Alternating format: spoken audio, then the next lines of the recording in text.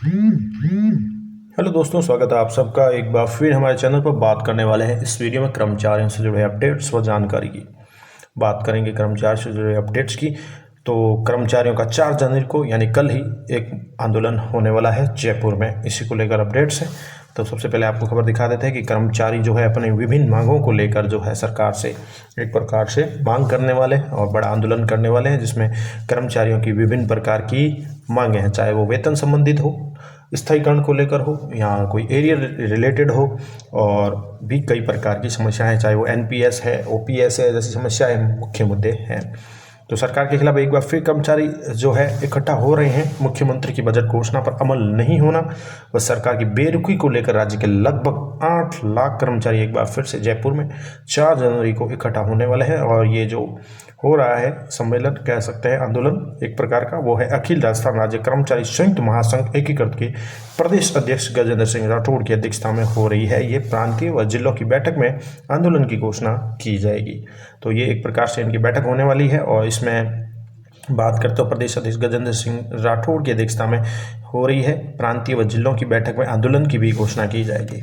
बात करें तो कर्मचारी नेताओं का कहना है कि भजनलाल सरकार के 2 वर्ष पूर्ण हो चुके हैं, लेकिन कर्मचारियों को अभी तक कुछ नहीं मिला है। कर्मचारी अभी खाली हाथ ही है। यानी कर्मचारी को विभिन्न प्रकार की मांगे थे, चाहे वो स्थायीकरण हो, वेतन है, एरियर है, ओपीएस है या अन्य और भी कई प्रकार के ऐसे मुद्दे हैं जिन पर कर्मचारी लंबे समय से मांग कर रहे हैं।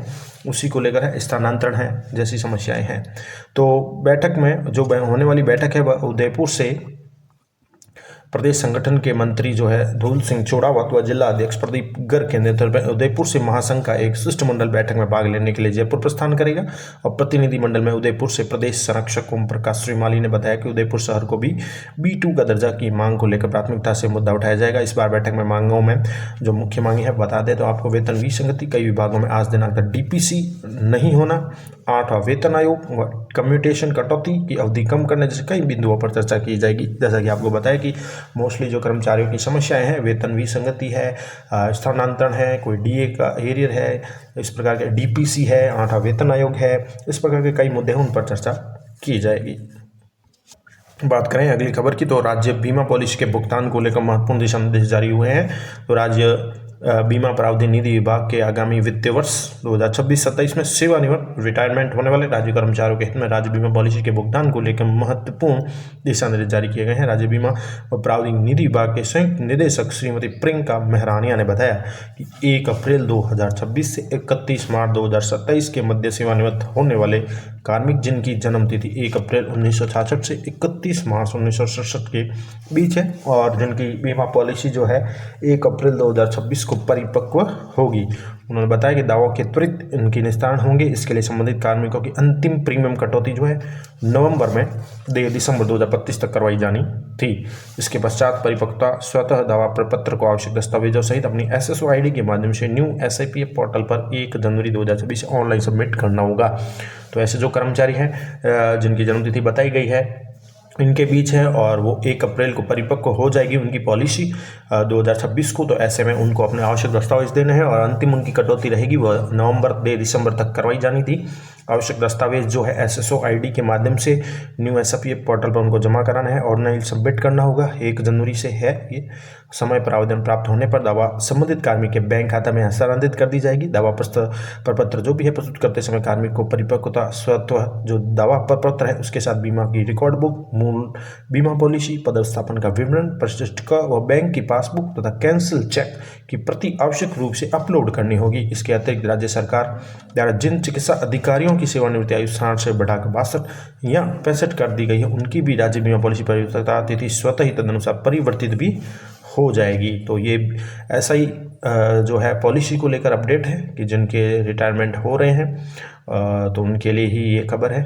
तो उनको इस प्रकार से दिशा निर्देश दिए गए हैं। वही बात करें तो एक और खबर चल रही है वो है तबादला ट्रांसफ़र को लेकर। तो तबादला नीति का तो अभी कोई अता पता नहीं है, ना तो नीति बनी है ना पिछले लगभग 8 साल हो गए हैं। इसमें शिक्षकों के SIR भी आ गया है, SIR का भी कार्य चल रहा है और इसके साथ ही स्थानांतरण अभी रोड़ा ही है।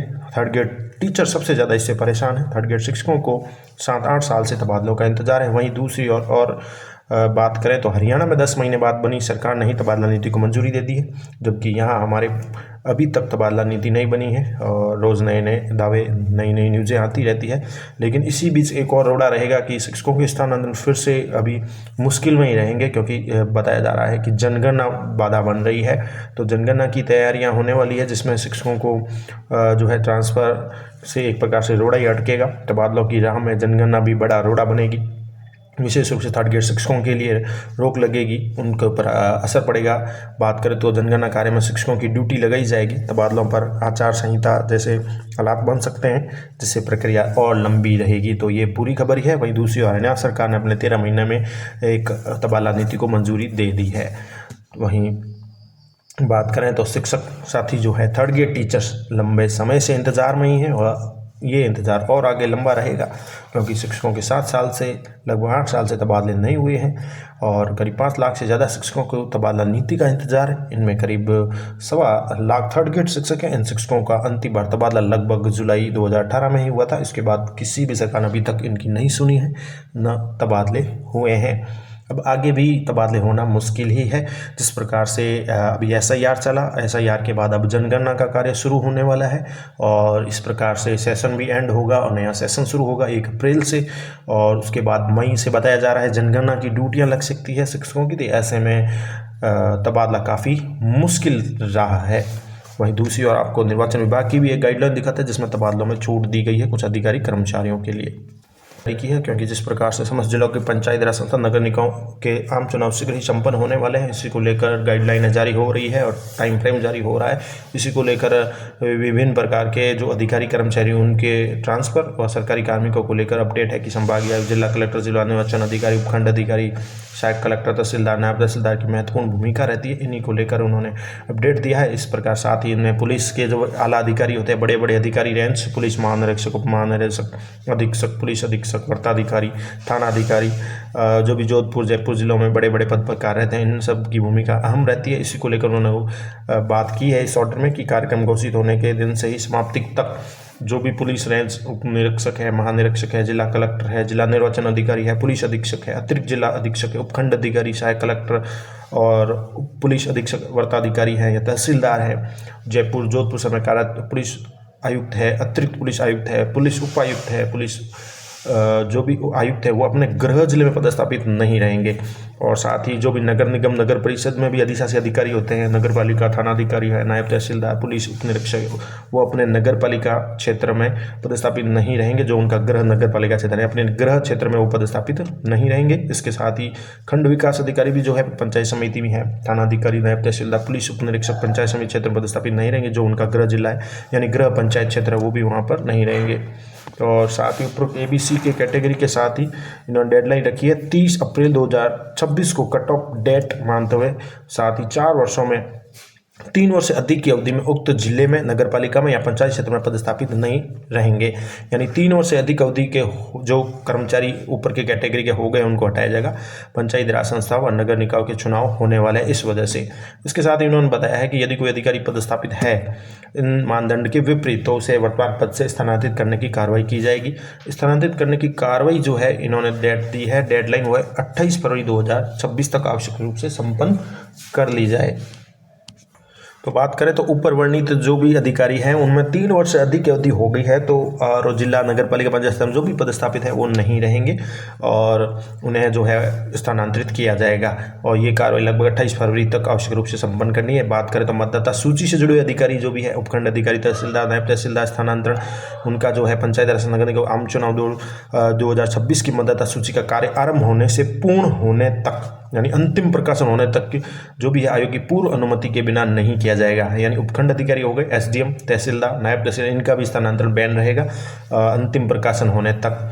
यहाँ पूर्व अनुमति के बिना नहीं होगा। यदि कोई ऐसा स्थान मतदाता सूची का कार्य आरंभ से पूर्व कर दिया गया है तो भी उसकी क्रियान्विति जो है मतदाता सूची के अंतिम प्रकाशन तक स्थगित रखी जाएगी। इसके साथ ही ऑर्डर में कहा गया है कि चुनाव से जुड़े हुए सीधे तौर पर ऐसे कार्मिक जिनका पदस्थापन करना है तो नहीं करना है। इसके विरुद्ध गत चुनाव में भारत निर्वाचन आयोग, राज्य निर्वाचन आयोग द्वारा चुनाव संबंधी लापरवाही के लिए अनुशासन कार्रवाई किए जाने के निर्देश प्रदान किए हैं। तो चुनाव से जुड़े हुए जो भी पद पर कार्मिक हैं, अब चुनाव से जुड़े हुए बात करें तो शिक्षक भी आते हैं जो बीएलओ का कार्य कर रहे हैं, तो एक प्रकार से जो है कार्मिकों का पदस्थापन पर उनके ट्रांसफर पर एक प्रकार से बैन रहेगा। सीधे तौर पर जुड़े हुए किसी भी पद पर ऐसे कार्मिक का पदस्थापन नहीं हो पाएगा। और चुनाव की घोषणा होने के पश्चात निर्वाचन से किसी भी रूप से जुड़े किसी भी कार्मिक का स्थानांतरण नहीं किया जाए। जैसा कि यहाँ पर लास्ट में क्लियर कर दिया गया है कि चुनाव की घोषणा होने के साथ ही निर्वाचन से किसी भी रूप से जुड़े किसी कार्मिक का स्थानांतरण नहीं होगा। विशेष परिस्थितियों में यदि ऐसा किया जाता है तो आवश्यक हो तो राज्य सरकार उपरोक्त मानदंड में शिथिलता चाहे तो ऐसे मामलों में राज्य निर्वाचन आयोग को पूर्ण विवरण के साथ भेजा जाएगा और उनकी जो भी अनुमति होगी उसके अकॉर्डिंग की जाएगी। तो ये कुछ महत्वपूर्ण जानकारी थी कर्मचारियों के लिए, महत्वपूर्ण समाचार के रूप में। धन्यवाद। वीडियो अच्छा लगे तो लाइक करें, शेयर करें।